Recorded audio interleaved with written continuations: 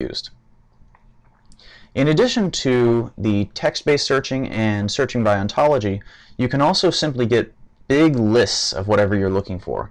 So for example, we can kick out lists of pathways, proteins, compounds, genes, or even pseudogenes. This is useful if you just want to have a list to piece through. So for example, if I want a list of, I'll go with pathways again, in E. coli, and I hit submit, then I get a long alphabetized list of all the pathways that we have in the BioCyc database. Now do keep in mind that while this has all the click-throughs, so if you just wanted the whole pathway list, then you're going to look through it and click for something, that's great. If you have other manipulations you want to do with large lists of information, we actually have that available in flat files if you want sort of the take-home version that you can manipulate and analyze at your leisure. But that's a list. Clicking back. Okay, so we have three ways to look. We have text searches, we have ontology, hunting as it were, and we have looking at lists. But that's not all you can get to from the query page. There are a couple of other options. Down here you have an area called links to summary information about the selected organism. And the first one of these is the summary page for that organism's dataset. So let's click on that. And it will give you something that looks like this. If you go to one of the tier 3 databases, there will be fewer authors. That's because there has been a lot of effort involved in manually curating this one, BioCyc. And in addition to a list of authors, you'll also have a citation that describes something about the database. In this case, it goes to our NAR paper about the database. And a link to all the replicons in that organism. That's clickable. It will take you through to the browser.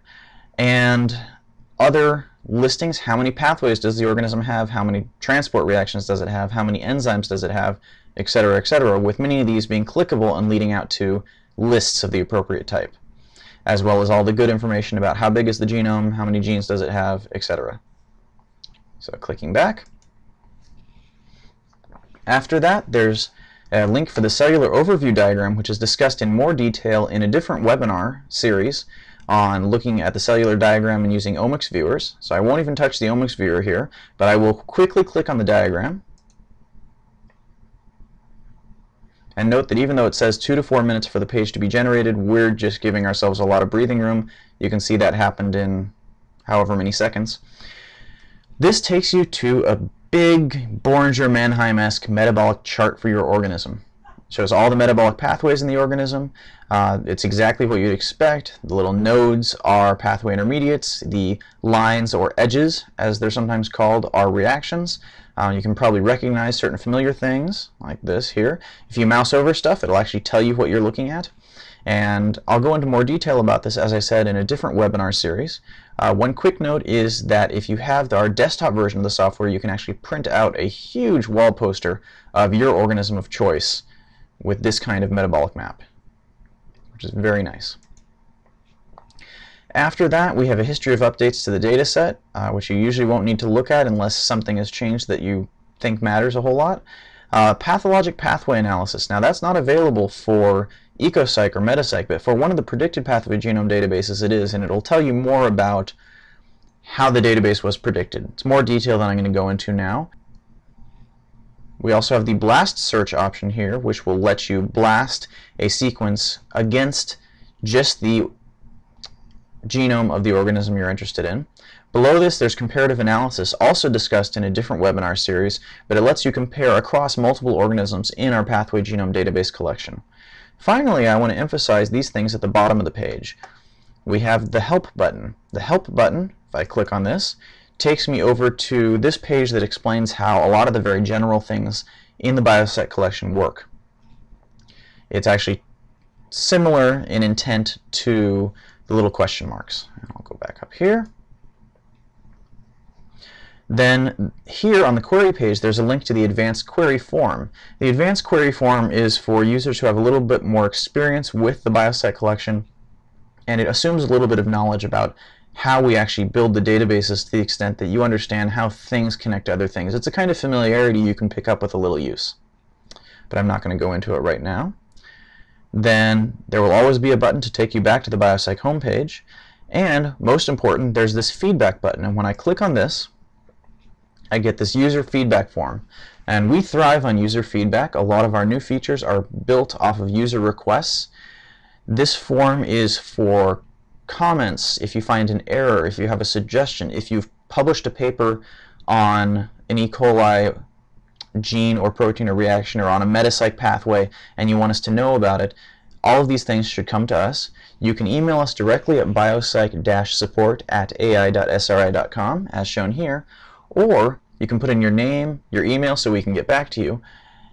And this is the cool thing, the feedback form will tell us what page you were on when you had problems, so you don't have to waste time saying, yeah, I'm looking at the third enzyme in this variant glycolysis pathway that you predicted for this Klebsiella strain. You don't have to do that. Our feedback form will just tell us, oh, they came off this page, so you can just say, by the way, I published a paper here, here's the PubMed ID, I think you should add it, and we happily will. Do note that we are not manually curating our Tier 3 databases, so if you have published something on a Tier 3 database, we're not going to add anything to that database. What we'll probably do is come back to you and say, that's great, how would you like to adopt the database, and we'll help you get started. So that's the user feedback form. Please use it liberally. It really helps us improve the site.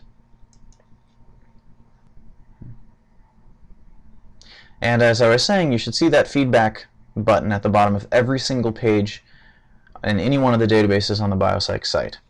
So we really encourage you to use that.